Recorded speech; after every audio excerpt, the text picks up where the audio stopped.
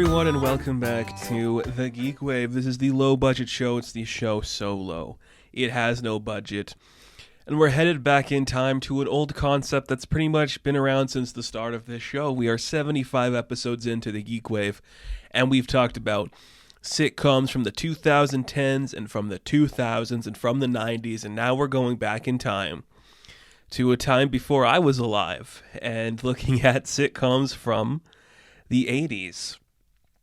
And as I was thinking about this list, I'm like, do I go back to do the 70s and 60s and 50s? And I'm like, do I? It'd just be like, I guess, the Brady Bunch and I Love Lucy. Is it worth talking about the best of that decade? I'm like, we'll see what happens. I guess there's a million concepts we can do for this show, so if I want to go back and talk about it, I can. But I guess we'll get into it when we get into the actual topic and talk about what I'm doing differently for this one.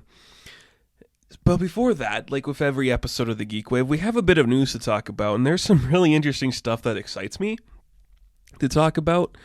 Every single piece of news we have this week, I think, has just been like, okay, this is cool. This is exciting. So first off, let's talk about the Harley Quinn Season 3 trailer. It is officially coming out this year. There was some speculation, some skepticism on whether or not it was going to make the cutoff for this year.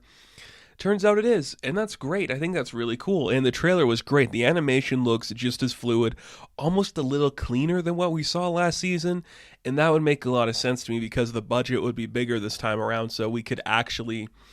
I don't know if it'd be bigger, but I feel like we'd be more condensed and we could workshop a lot of more stuff because we're just coming out of, the COVID quarantines. We could come back and really just put our A game into things. So I think that's going to be really cool.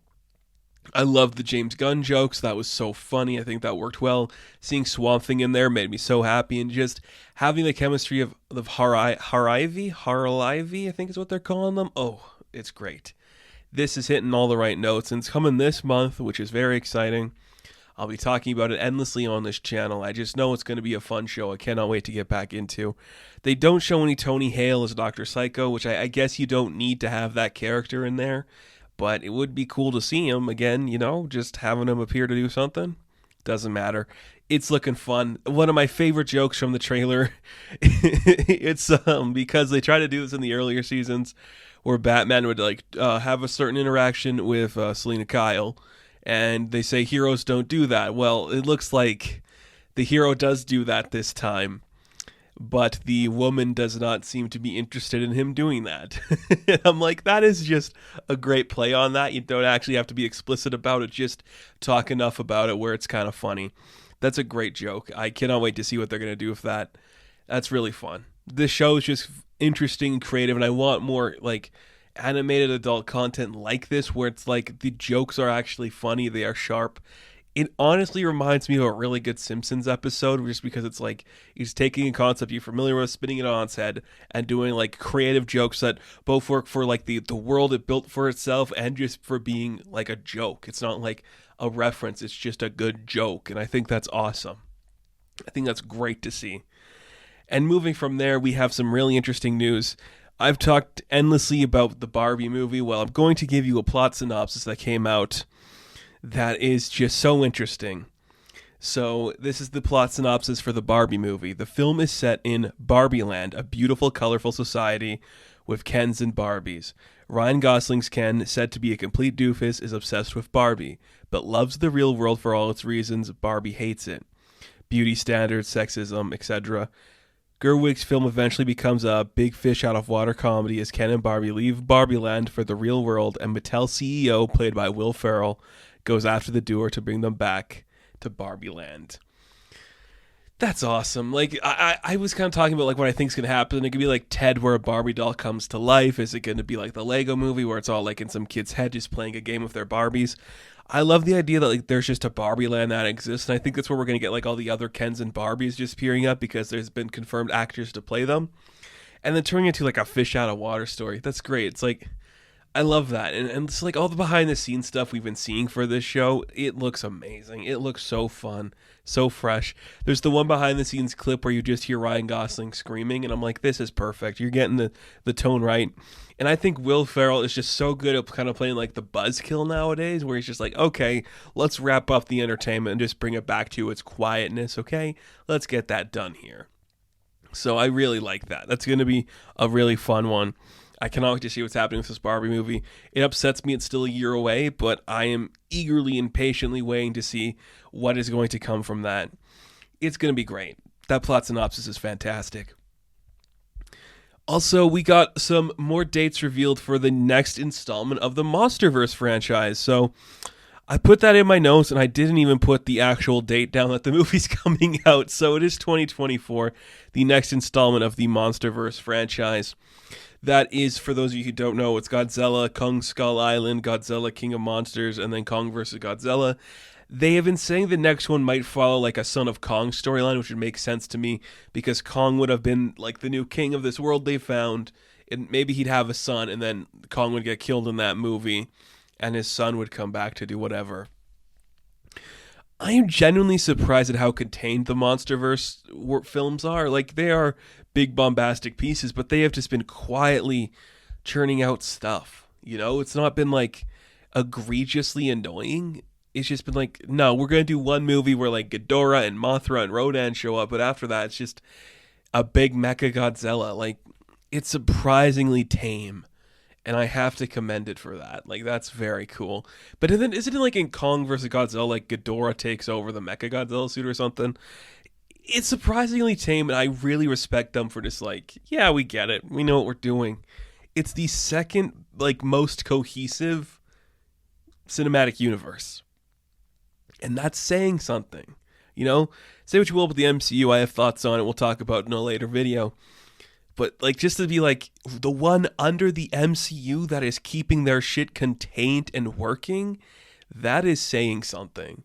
And that's super impressive that they've actually managed to make it work for almost a decade now. I think with the release of this new one that's coming out in 2024, it will be 5 films in a decade, which is very consistent. And I think that's really cool. Good job for them. Like, that's very impressive. I like that a lot. And on top of that, we got some really interesting news. Well, I don't know if it's interesting. We got some news for the new Avatar stuff. James Cameron was just doing a couple interviews talking about things. He's like, I might not direct the 3rd and 4th installment, which I'm like, dude, let's not jump to conclusions here. You haven't got this one out yet. He also was like, I don't want people to complain about like how long the movie's going to be when they sit down and watch 8 hours of television. Yes, those are different formats, Cameron, but I completely understand what you're saying. He's also like, if you have to take a piss, just leave. I don't give a shit. Like, you already paid for the ticket. He's just so nice about that. I really like this old James Cameron, just like, I don't care anymore. It's been 12 years. If you're going to see the movie, I don't care. I really respect that. We also saw just like a couple new things that are happening behind the scenes. We learned that Sigourney Weaver is actually going to be playing a teenaged character who is the daughter of Jake and the girl one, Navi. I don't remember her name. And I know Cameron was like, well, you don't remember the name, you're still going to watch the movie? Yeah, dude, it's been a long time, but I'm going to watch it before that comes out. Don't you worry. I think this is interesting. It's kind of like, I guess it makes more sense than like the Irishman stuff where it's like, here's 80-year-old men being DH'd to look 30. I guess you can make her blue so her movements don't really matter. I'm all for that.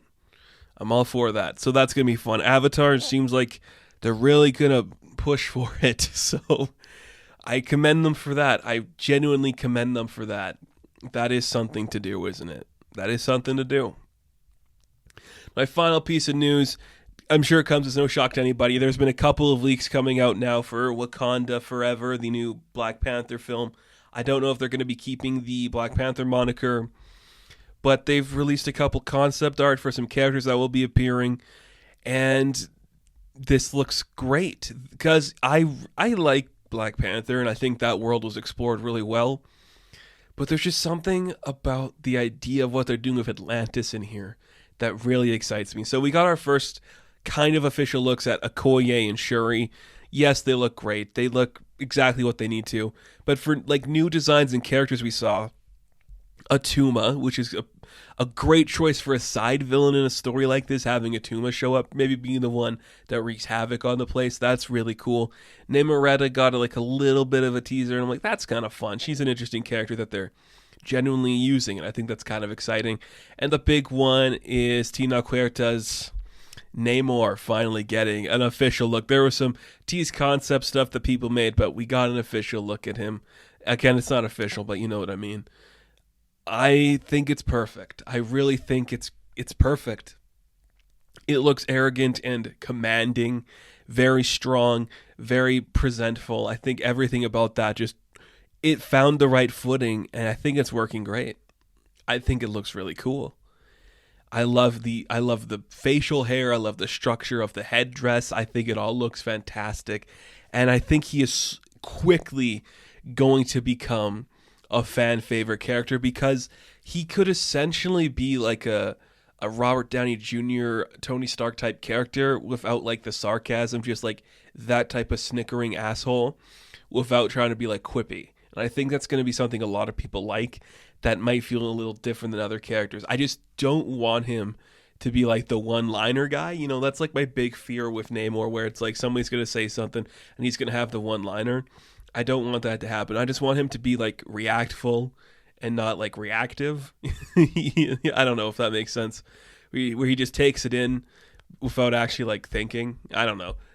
It looks cool. I really dig it. I like the look they're going for there. They got the little wings on the legs, so that's kind of fun. Kind of fun. That's all the news we have. When we take a break right now, let's talk about the 80s because yeah.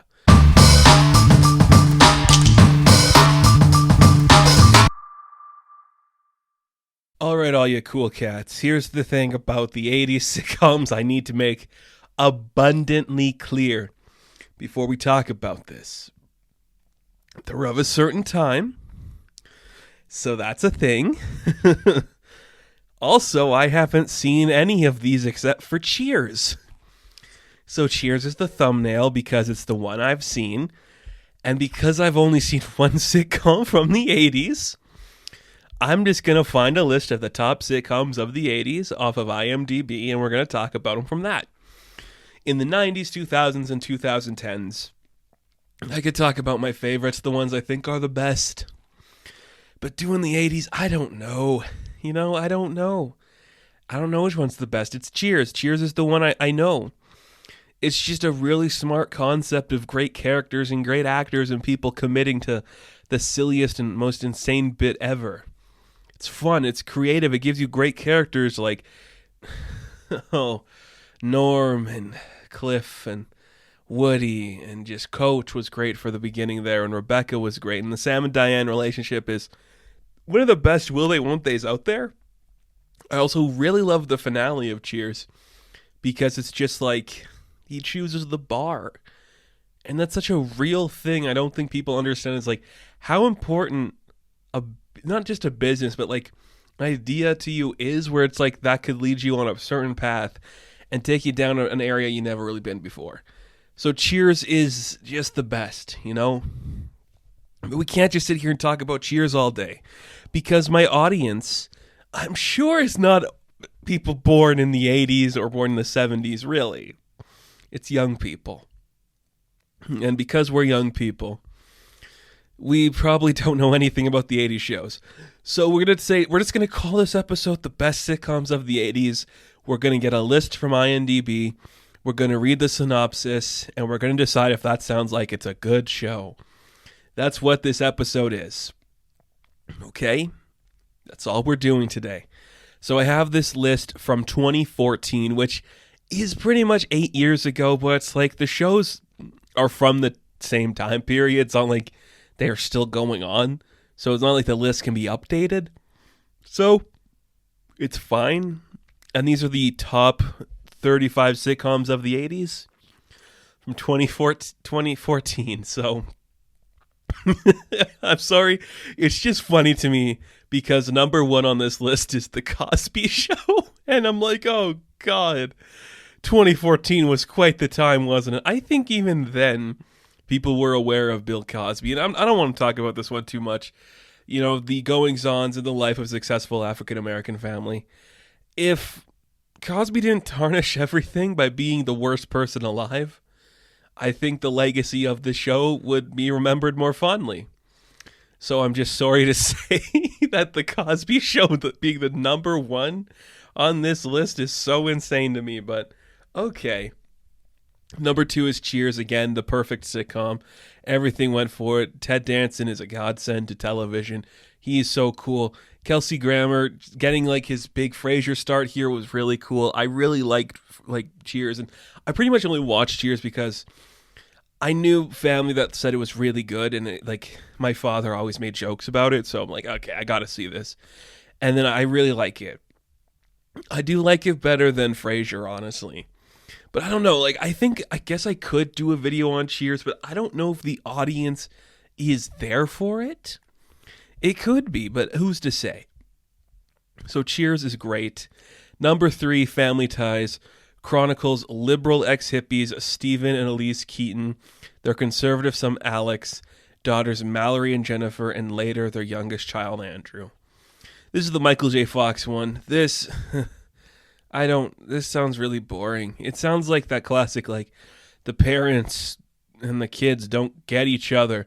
They're of two minds, man. We're just we gotta do it this way, but it's peace and love, but it's no, get your boots dirty and do the work. I don't give a shit. It does sound like a sitcom-y thing, but if you made this today, actually, you'd probably do make this today. It's probably a fairly traditional concept you'd see the day, so giving us Michael J. Fox, I'm sure, is a big deal. And Meredith Baxter and Justine Bateman, those are names you can recognize if you're somebody, so cool. I think out of everything on this list, the Golden Girls, which is number 4, probably is the most well-known, because I've seen a lot of the Golden Girls. I've never done a deep dive to really commit myself to it, but it's funny, it's creative. It's such a cool idea. And it's insane to me how the times have changed where the conception or the predilection of these women are they're in their 50s and 60s, and you look at women at that age today, and it's so different. I think that's really insane. But I really like it. B. Arthur, Betty White, Rue McCallaghan, Estelle Getty. It was just really fun. The Golden Girls was a brilliant show that I think holds up incredibly well. Number 5, Who's the Boss? Tony Maselli, a retired baseball player, becomes the housekeeper of Angela Bauer, an advertising executive in New York. Together, they raise their kids, Samantha McNally and Jonathan Bauer, with help from Mona Robinson, Angela's man-crazy mother. I love a good story where, the mom of a kind of, straightforward character is very just woo, men are crazy, let's get laid and stuff. That's one of my favorite concepts. This is clearly Tony Danza getting older. I don't know. I being at the age I am, my knowledge of Who's the Boss is that bit from Community where Abed solves the answer of who's the boss and ruins that guy's class. But this just sounds so boring. I love the idea. A retired baseball player, Tony Danza, who was probably very young while making this. I love an advertising executive. That was such one of those jobs where it's you can really just have such a simple pitch made for it, where it's I have to sell this concept. What if I just see something in the real world of somebody reacting to that concept and make that my pitch? That's why everybody in that generation had that job in television. It's insane to me. Number 6, Full House. R.I.P. Bob Saget, a brilliant man. A widowed broadcaster raises his 3 daughters with assistance from his rock and roll brother-in-law and his madcap best friend. That's another thing about sitcoms from this generation. There's always got to be the will they won't they tension, so every main character's got to be single, and you can have a guest spot of the mom or the dad showing up being terrible. But this guy's widowed, so cool. This one I think is very popular too. I don't think it's as popular as Golden Girls, but I don't know, maybe, I don't know. I think it's fun. I think Bob Saget's a genius, and John Stamos and him have great chemistry, and they're really fun together. But The Olsens aren't remembered anymore, just their sister. So, I guess though, like looking at this list, I'm not the guy to talk about it. So I think this episode's gonna be a real shit show for anybody who's genuinely looking for like a millennial's reaction to this shit. Number 7, Growing Pains: The Misadventures of a Family with a Home Business Father and a Journalist Mother. So the 80s was kind of like the time where like the women did real jobs. What's the home business that I think Alan Thicke did? Ew. I don't care. That one I doubt is good. Number 8 is Perfect Strangers. A high-strung and cynical man's life is never the same when his naive but good-natured cousin comes to America to live with him. Okay. I guess that's kind of fun. You could have fun with her. I like the idea of using cousins more like this way, because not everybody's got to be like a brother or like a sister or something. Like, you know, expand your family a little bit. That's kind of cool. I guess that's interesting. Is it though? It's probably like the one I would never watch out of any of these, because I know for the rest of them I have at least seen 2 episodes, but I don't give a shit about any of them really. So number 9 is Different Strokes. Of course, you got to know what this one is. The most iconic line in television. And this is the thing, like, I've kind of been talking about, just like in terms of like a generational culture thing. I kind of talked about it when I talked about Elvis. And Elvis was like this concept, like the actual like character of Elvis in pop culture. I don't think he's being remembered. I think like the actual like where you'd have an Elvis joke is being replaced with other things that the younger demographic knows more. So I think you could see the culture shift, like in the 2000s, you're still talking about Elvis. But I think in 2010 onwards, the Elvis jokes are disappearing more and more. And I think the same is like what you talk about, Willis. I don't think anybody is really doing that joke anymore, because who's it for? Who's going to get it? Like if you're doing a modern sitcom today to like get a young demographic, you're not doing that joke.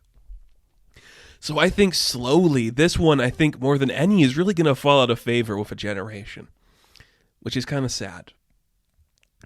But cool. I mean, I know it from The Simpsons, and Gary Coleman, he's a funny guy, so I don't hate this. I don't hate it. It's interesting. Different Strokes is the misadventures of a wealthy Manhattan family who adopt the children of their late African-American housekeeper from Harlem. Okay. That's political, so cool. Number 10, The Facts of Life. Miss Edna Garrett, housekeeper and dietitian at the Eastman School, teaches a group of girls in her charge how to solve those problems that every teenager has to face. I'm sure this one doesn't get into the minutia of what teenage girls have to face every day. Just that very, you know, like, the boy doesn't like me. I could be completely off base here. I wouldn't know. I doubt it's like that intense, but I've heard people revere this show. I've heard people be like, who gives a shit? I'm at like, yeah, that one at least sounds like a concept where you could teach somebody a lesson. Number 11, Webster. The post-retirement season is suddenly disrupted for football player George Papadopoulos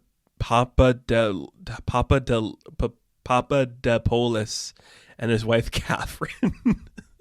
When Webster, the orphan son of a former teammate, moves in, laughter, life lesson in every episode. Oh, I guess that's interesting. Like, that's something to explore. That sounds annoying, though. Like, okay. I'm going to start moving a little quicker here, because I'm like, does this matter? Does this matter to anybody? Number 12, Silver Spoons. Ricky Stratton is a spoiled rich kid who lives the life that many kids dream of, but he still suffers from problems that many teens do. Ricky Schroeder. I remember him. That's a name you are never going to hear again. Oh, my goodness. This sounds like, I'm just like you. It sounds like rich people pop propaganda, and that sounds terrible. I would probably not want to watch that. But number 13, a furry alien wise guy comes to lift the Tanner family after crashing into their garage. It's Alf. Of course, I've seen Alf, and I guess I haven't like done a thorough investigation of this list too much, because Alf is just brilliant. Like, it's such a dumb concept that shouldn't work as well as it does, because it's just like a stupid puppet being dumb. But I think kind of like what you're talking about, Willis, Alf is slowly falling out of favor in pop culture, where nobody is talking about it. So if you're an Alf head, if you're an Alf fan out there, please let's get the word of mouth going for an Alf revival. Do you think they've tried an Alf revival? Like the jokes are pretty timeless, and I think you could do like a lot of modern stuff with that. Could be kind of interesting. I think that's really cool, and the concept is great. The design is fantastic. I like Alf. Something I actually like in this list. Cool. Oh yeah. Number 14, Designing Women. The misadventures of 4 women and their handyman running a design firm in Atlanta, Georgia. Okay. that sounds terrible. I guess it ran for a few seasons. Holy shit. That sounds awful though. Why would anybody want to watch that? I don't know. Whatever. Number 15, Kate and Allie, 2 divorced mothers and their children share an apartment. Ah yes, the Raven's Home thing. Okay. That's cool. I guess the thing too about like this time period is like you can get away with being similar because everyone's trying to capture the magic of like the last important thing that came before it. So, okay, that sounds cool. At least that's fun, I guess. Number 16, A Different World. A group of students at a historically black university struggle to make it through college. That Lisa Bonet is in that? Holy shit! That sounds like a thing I would watch actually. And this kind of concept too. They're still doing like it's Abbott Elementary, just like I think a little bit more like to the times of the 80s, and that sounds really cool actually. I might actually watch A Different World. But Saved by the Bell, I kind of talked about when we did the 90s one. It has its own place in history. That one will never fade for some reason. Just because like more 90s stuff than 80s is currently relevant again, so whatever. That's 17, by the way. Number 18 is Night Court, and yeah, that's one I know a lot of people revere. I don't give a shit. Like an eccentric, fun-loving judge presides over an urban night court and all the silliness going on there. That sounds like we have to do our own cheers, but we're going to do it in a court. That's cool. Whatever. I'm sorry for this video. Oh, this is going to be a nightmare to watch or listen to. Number 19, Newhart, The Misadventures of Author Turned Innkeeper in Rural Vermont and His Friends. Look, I talked about it when I did the Big Bang Theory retrospective. I'll talk about it again. Bob Newhart is one of the funniest guys in comedy, and I think this is way too low on the list for where it should be. Again, I don't think this list is like by any means just like proper or formatted, but that is such a good show, and I love Bob Newhart, so that one I genuinely enjoy. I think that's really cool. He's funny. He's really funny. So number 20, we have Mr. Belvedere, The Humorous Adventures of an English Housekeeper Working for an American Family. Oh my god. That no thank you. I don't need to see. That's just the nanny for like annoying people. No thanks. Number 21, Head of the Class. A laid-back teacher provides needed guidance about life for a special class of exceptional students. Okay, I'll believe it. Sure. There's a lot of those ones just about like high school and shit, and that sounds terrible. I don't know, like a lot of these, and maybe just be like the sitcoms where I think my kind of sitcoms, the more like meta commentary, like single camera comedy stuff, and I think those are able to do more brilliance, but we weren't doing this back then. Moonlighting was the closest we really came to like breaking the formula. So a lot of these just sound like shit to me. Like number 22, 227. The series took place in an apartment building numbered 227. The cast would frequently be sitting outside on a large set of stone stairs, involved in some discussion that would unfold into the weekly plot line. That's not even a synopsis. That's just describing the plot. I guess that's a synopsis, but you're not even saying who the characters are. Right? Okay. Number 23, Amen. The new head of Philadelphia's First Community Church, Reverend Reuben Gregory, finds dealing with the headstrong, opinionated, and unethical Deacon Ernest Frey, who works as a lawyer when not. When not what? There's a full summary. I'm not reading the full summary. That sounds like something I've never heard of, and it ran for 5 seasons, so cool. Do something with that. Mama's Family, number 24. Mama's Family originated when Thelma Mama Harper and her younger sister, who gives a shit? Okay, just people living in a house together. That's That's the plot. And that was everything, because you know how easy it was to make like a house set? Just to like build some, like a kitchen and like an upstairs and a bedroom and a living room. Like that's all you had to build back in the day. And nobody said anything. Okie dokie. Number 25 is one I'm sure... I think a lot more people know this one just by the name. Punky Brewster. Young Punky Brewster is abandoned with her dog, Brandon, in a supermarket, where she befriends Henry Warnemount. Her new family life begins. Somebody abandons a girl and her dog, and she finds like a person at the supermarket. I don't like that concept for a setup, but it's the 80s, so okay. Oh my god, look at this one. 26, Small Wonder, the zany adventures of a suburban family and their next door neighbors, and an innovative robot designed to look like a human child. Holy fuck, that sounds terrible. I mean, I guess that's something. Who played the robot? Who played the robot? Let's see. If it was Vicky the robot, Tiffany Brissett. Ew. I don't feel good about making like a kid a robot. That's creepy. That makes me uncomfortable, actually. I don't like that. I know there's like that. Was it like Larson the Real Girl, something like that too? Whatever. 27, My Two Dads. Now we're getting to the good stuff. When Marcy Bradford dies, she leaves her teenage daughter Nicole in custody of two ex-boyfriends, Michael, a straight-laced and formal man, and Joey, a wild card. Could you imagine if this was a plot today, how fucked up this would sound? When someone's like, I'm going to leave my teenaged daughter in the custody of two guys that I am not married, just two random dudes I'm not married to.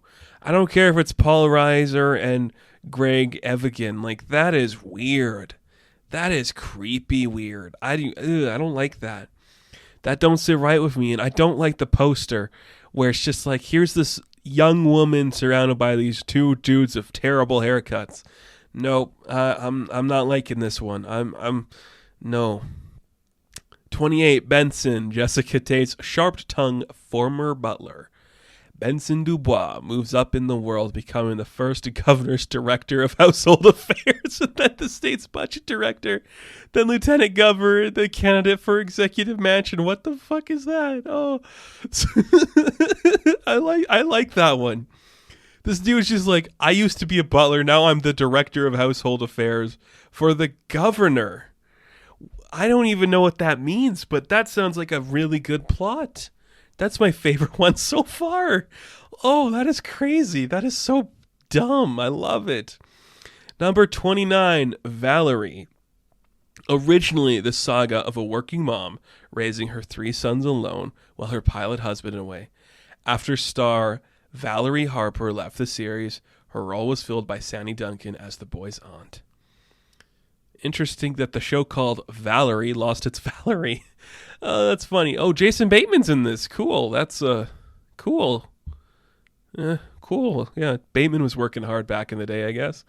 30, Out of This World, a teenager discovers she has supernatural powers when she learns her birth father is an alien father. That's like a million things we've made before. Burt Reynolds, what? Why is he top building here? He's not on the poster. That's crazy. What? Why is Burt Reynolds in here? He's in 95 episodes? Was this when he was like broke and he had to do TV? When we're like, we still love you, Burt, but you can't be in movies anymore or something. That's insane to me. What did her powers do? Like, that's weird. I'm sorry, that just blew me away. Why is he in... Okay. Calm down, dude. It's just television back in the day. None of it really made any sense. Scott Baio was in 3 episodes as Prince Cornelius. Okay. Oh boy, okay. All right. 31. That's what we're on to? Yeah, 31. It's a living. Oh, that's something that'll never go away. Just people saying, it's a living. The series featured a group of waitresses and a pianist, Sunny, who work at a fancy restaurant at the top of a skyscraper. I like that. That sounds really fun, actually. I dig that idea. Works for me. Nothing else to say on it. Number 32. Now we're getting somewhere.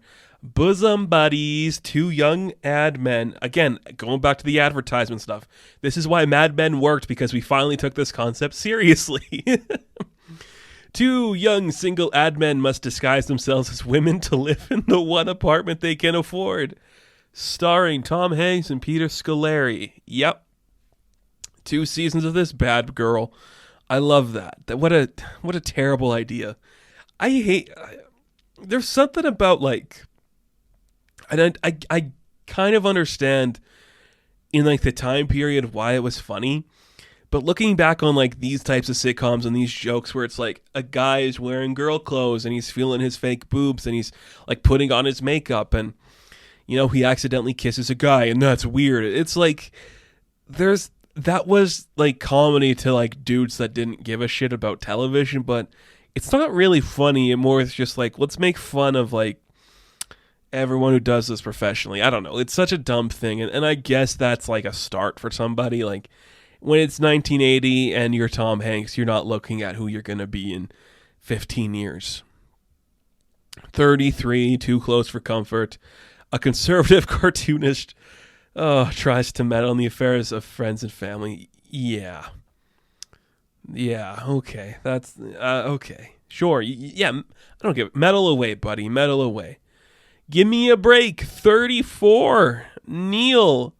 Oh, Nell, I'm so sorry. Nell agrees to look after the Kanaski home as a special favor to her dying friend, and takes on the role of housekeeper to widow police chief Carl and a parental figure to his 3 teenage daughters and eventually a foster son. This seems like the plot of another thing. Again, another person who's a housekeeper. Again, another person who's widowed. Again, later on, to mix things up, we adopt another kid. Yes, that happens far too often in this, apparently, but whatever. So, we have reached 35, and what is 35? Charles in charge. Charles, a college student, is a live-in housekeeper in the Powell household. Charles, along with his friend Buddy, attempts to juggle his studies, friendships, and duties to the family. Oh my God, another housekeeper. Was there no other jobs available except for people in advertisement and housekeeping? Because those are the 2 most prominent jobs we have seen so far, and we have seen 35 shows.